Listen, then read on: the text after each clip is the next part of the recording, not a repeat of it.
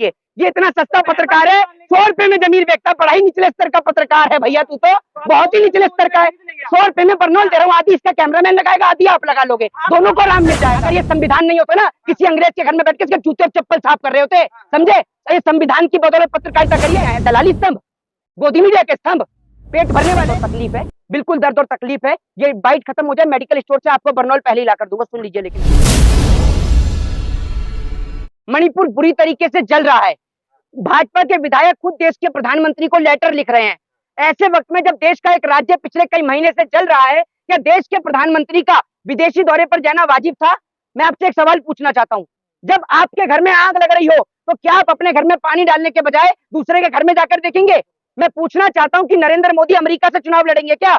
और देश की गोदी मीडिया जिस तरीके से रिप्रेजेंट करने का काम कर रही है, व्हाइट हाउस के सामने जो 4-5 लोग गाना बजा के डांस कर रहे थे, वो आपने देख ही रखा होगा, जो कह रहे हैं कि मोदी जी ने इंडिया को ट्रांसफॉर्म कर दिया है। अगर मोदी जी ने इंडिया को ट्रांसफॉर्म कर दिया है तो वो लोग यूएस में रहकर क्या कर रहे हैं? तो डंका बजना हुआ, इसी को तो बोलते हैं कि मोदी जी का डंका। एक बात आप मुझे नहीं, एक बात आप मुझे बताइए, विदेश में डंका बज रहा है? बिल्कुल बज रहा है। और अगर नहीं बज रहा हुआ तो आप अभी माफी मांगेंगे सबके सामने? आपको पता नहीं? मैं आपसे कहता हूँ, आप यहाँ पर माफी मांगेंगे? प्रधानमंत्री को बॉस कहा जाता है। बॉस कहा जाता है? नहीं, प्रधानमंत्री को बॉस कहा जाता है? कहा है ना, ऑस्ट्रेलिया के जो वहाँ के प्रधानमंत्री, उन्होंने कहा ना बॉस। नहीं, एक बात आप मुझे बताइए, एक बात मुझे बताइए, जिस तरीके से दिखाया जा रहा है, वो लोग कह रहे हैं, सुन लीजिए, वो जो व्हाइट हाउस के बाहर जो गोदी मीडिया ने इंटरव्यू किया है, उसमें वो जो व्यक्ति है वो कह रहे हैं कि नरेंद्र मोदी जो है वो अमेरिका का, वो यूक्रेन का और रशिया का युद्ध रुकवा देंगे। मोदी जी से मणिपुर समझ नहीं रहा है, यूक्रेन का और रशिया का युद्ध रुकवाएंगे। आप सोच लीजिए कितनी बड़ी अंधभक्ति सर छाई हुई है। और ये जो भाई कह रहे थे, अभी इसने बात को काट दिया पत्रकार महोदय ने, मैं इससे वापस पूछना चाहूंगा कि अगर मैं यहीं खड़े खड़े इस बात को साबित कर दूं कि मोदी जी का डंका नहीं इंटरनेशनल लंका लग रही है, तो आप माफी मांगेंगे? हैं? आप सुन लीजिए, देश की जो क्या कहते हैं तमाम चैनल है और फॉरेन के जो चैनल है उन्होंने भी उसको छापा है। फॉरेन के चैनल्स की आपको बताऊंगा तो आप कहोगे कि विदेशी मीडिया नरेंद्र मोदी को बदनाम करने का काम कर रही है, तो इंडियन मीडिया ने भी छापा है। नरेंद्र मोदी जी के अमेरिका जाने से ठीक एक दिन पहले बीबीसी की डॉक्यूमेंट्री को वहां पर दिखाया गया, वही बीबीसी की डॉक्यूमेंट्री जो इंडिया में बैन कर दी गई। सुन लीजिए, मेरी बात सुन लीजिए। हाँ, अभी और बताता हूँ, इसके अलावा और बता रहा हूँ। 15 ऑर्गेनाइजेशन ने नरेंद्र मोदी जी के डिनर को लेकर जो बाइडेन को खत लिखा था कि नरेंद्र मोदी जी का डिनर कैंसिल किया जाए, कहिए प्रोपेगेंडा भी और गिनाऊंगा। 70 सांसदों ने जो बाइडेन को लेटर लिखा नरेंद्र मोदी जी को लेकर कि नरेंद्र मोदी जी से वो मानवाधिकार को लेकर भी बात करें, बोल दीजिए ये भी प्रोपेगेंडा है। 70 सांसदों ने लेटर लिखा है, 17 मेंबर ऑफ पार्लियामेंट ने, समझ गए, एमपीज ने, कहिए ये भी प्रोपेगेंडा है। और सुनते रहिए, अभी और बता रहा हूँ, सुनते जाइए। वहां पर पोस्टर्स लगाए गए, वहां पर सर सुन लीजिए, मुझे पता है बेहद आपको दर्द और तकलीफ है, बिल्कुल दर्द और तकलीफ है। ये बाइट खत्म हो जाए, मेडिकल स्टोर से आपको बर्नौल पहले ही ला कर दूंगा, सुन लीजिए। लेकिन शांति से सुनिए थोड़ी देर, चुके नहीं, मेरे को जरूरत नहीं है, सबको पता है किसको जलन हो रही है। इतने सारे पत्रकार हैं, माइक देख के आप समझ रहे होंगे, लेकिन जलन एक ही पत्रकार को हो रही है। तो आप समझ लीजिए किसके आका है नरेंद्र मोदी जी, आप लोगों के तो नहीं है, ठीक है ना? निश्चित नहीं, आपके आका, मैंने सुन लीजिए मेरी बात, आप मना मत करिए। क्या है, देश आपके पिताजी होंगे, देश के पिता नहीं है, ठीक है ना? इस देश में इतने सारे प्रधानमंत्री हुए, कोई देश का पिता नहीं है, ठीक है ना? देश आपके पिताजी होंगे, आप मानने तो मैं मान लेता हूँ, आपके पिताजी हैं, देश के पिताजी नहीं, आप स्वयं के पिताजी बताइए उनको, तो मैं मान लूंगा एक बार को, लेकिन देश के पिताजी मत बताइए। बात रही दूसरी की, कह रहे कि अमेरिका में वहां पोस्टर्स लगाए गए, मोदी नॉट वेलकम, ठीक है? देखा है आपने पोस्टर? नहीं देखा है? ये लीजिए, वहां भी नेहरू जी लगा के गए, आधी रात को नेहरू जी ने लगाए हैं, ठीक है? आप सुनते रहिए और सुनिए। एक व्यक्ति जिसका नाम अमिताभ मित्तल है, ठीक है, उसको रिप्रेजेंट किया गया ऐसे कि वो एक आम आदमी है, एक कॉमन मैन के तौर पर उसको रिप्रेजेंट किया गया, और वो कहता है इस तरीके से कि भाई मोदी जी ने जो भारत को जो है वो बदल दिया है, चेंज कर दिया है। पहले मैं उनसे पूछना चाहता हूँ कि माननीय अमिताभ मित्तल जी, अगर मोदी जी ने चेंज कर दिया है, इंडिया को बदल दिया है, इसका सिस्टम जो बदल दिया है, तो एक बात मुझे बताइए कि आप यूएस में रहकर क्या कर रहे हैं, भारत में क्यों?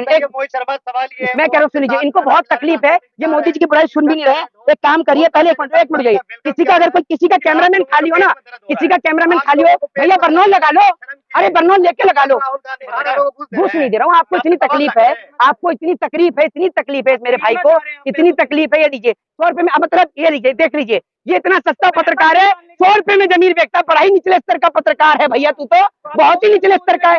100 रुपए में बर्नौल दे रहा हूँ, आधी इसका कैमरामैन लगाएगा, आधी आप लगा लोगे, दोनों को आराम मिल जाएगा। सुन लीजिए, सुन तो लीजिए, मैं थोड़ी बता रहा हूँ अपनी, अब मैं अपनी बता रहा हूँ तो समझ में भी आई है। ये भैया, ये मोदी जी के मोदी नॉट वेलकम के वहां पोस्टर लगे हैं। अब बात कर रहे थे अमिताभ मित्तल की, अब ये देख लीजिए, अरे भाई, वो जो 70 सांसद है वो वहाँ कांग्रेस के ही होंगे, क्या पता उनके विचार से। वो जो 15 ऑर्गेनाइजेशन है वो भी कांग्रेस की होंगी, अच्छा, भाई बहुत, ये देखिए दुनिया मोदी के साथ आपकी कोई दवाई नहीं है, मैं आपको जाते वक्त स्पेशल बर्नॉल ला के दूंगा हाई क्वालिटी की, जो लगाएं और लगा के आप सोएं, क्योंकि गर्मी का दिन है, जलन ज्यादा हो रही है इन्हें, इसलिए बर्नॉल दूंगा, तब इनको आराम पड़ेगा थोड़ा सा। सुनिए सुनिए, ये गोदी मीडिया का पत्रकार है, तो आपको पता ही चल गया होगा, क्योंकि गोदी मीडिया पे दो ही एजेंडे रहते हैं, या तो मुसलमान, मुसलमान नहीं है तो पाकिस्तान।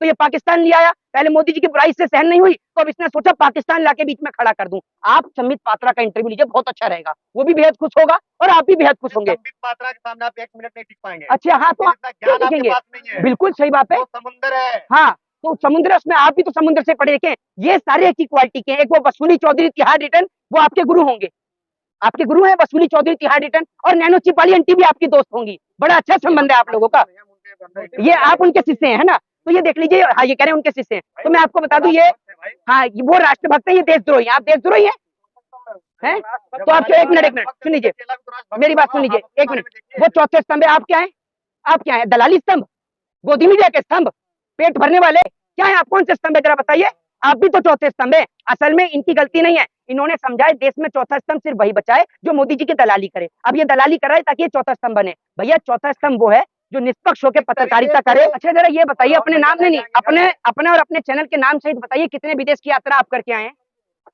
अरे सोशल मीडिया पे देखते हैं ना भाई। क्या, कौन सी सोशल मीडिया पे दिखा रहा है, कौन सी सोशल मीडिया बताइए जरा एक आध का नाम। हाँ तो ये देखा, व्हाट्सएप वाला ज्ञान है, ये सुबह सुबह बाथरूम में बैठ के पढ़ते हैं, व्हाट्सएप का ज्ञान लेकर आ रहे हैं। भैया ये व्हाट्सएप का ज्ञान छोड़ दो, इस व्हाट्सएप के ज्ञान ने तो पूरे देश का बेड़ा गर्क कर दिया है। ये बेफजूल के अतथ्य बातों का प्रयोग ना किया जाए। मोदी जी 24 में आ रहे हैं ना, अभी गायब थे कहीं पर, गुमशुदा की पोस्टर लगवा दो उनको। प्रधानमंत्री बन रहे हैं ना, मेरे बताने से आपके बताने से कैसे बन जाएंगे? देश में लोग महंगाई से जूझ रहे हैं, किसान आत्महत्या कर रहा है, ठीक है, जवान सरहद पर शहीद हो रहा है, मोदी जी कैसे आएंगे 24 में? राम मंदिर बन रहा है ना, है तो आप एक, राम मंदिर बन रहा है, राम मंदिर बहुत बड़ी जगह में बनना है, एक काम करिए पत्र हो गया है ना, लोग वोट करेंगे। अच्छा तो जो मणिपुर में मर रहे हैं वो कौन है?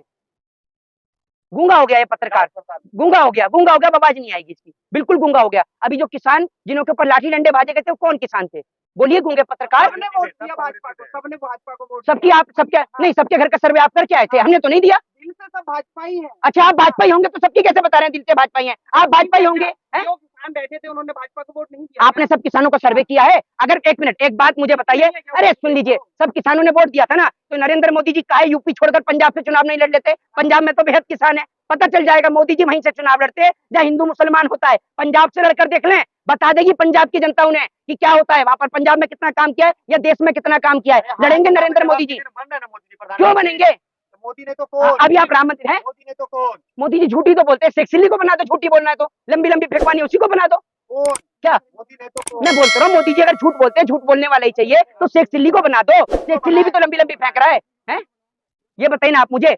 भाई अखिलेश यादव पढ़े लिखे वो बन सकते हैं, अरविंद केजरीवाल पढ़े लिखे हैं, असदुद्दीन ओवैसी पढ़े लिखे हैं, मायावती पढ़ी लिखी है, क्या मुसलमान प्रधानमंत्री पढ़े लिखे नहीं है। एक मिनट मुसलमान प्रधानमंत्री बनाएंगे आप? किसे? आप मुसलमान असदुद्दीन ओवैसी का नाम कैसे लिया आपने? अच्छा ये बताइए मुझे, इस देश के राष्ट्रपति हुए नहीं हुए मुस्लिम? आप मुसलमान प्रधानमंत्री, अरे मेरी बात तो सुन लीजिए, ये देखिए, ये गोदी मीडिया के पत्रकार को इतनी दिक्कत है हर चीज में। अरे मैंने बोला कि वो पढ़े लिखे हैं, मैंने बात करी पढ़े लिखे, कान में तेल लगाऊं क्या पतंजलि का, तेल टपकाऊं पतंजलि का तुम्हारे कान में?